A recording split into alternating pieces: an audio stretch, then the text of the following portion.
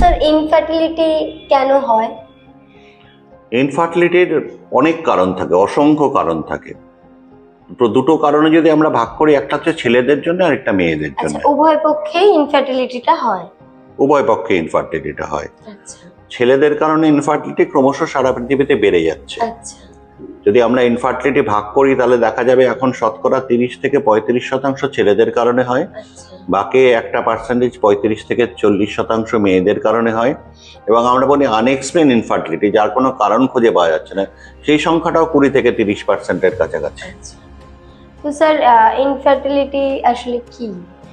Infertility আসলে আমরা যদি বাই ডেফিনেশন যাই, বইয়ের ডেফিনেশন অনুযায়ী, তাহলে 1 বছর স্বামী স্ত্রী একসঙ্গে থাকার ফলে বা পার্টনাররা একসঙ্গে থাকার ফলেও কোনো রকম জন্ম নিয়ন্ত্রণ পদ্ধতি ব্যবহার না করার পরেও তাদের যদি প্রেগন্যান্সি না আসে, তাহলে সেটাকে আমরা ইনফার্টিলিটি বলে ধরে নিই।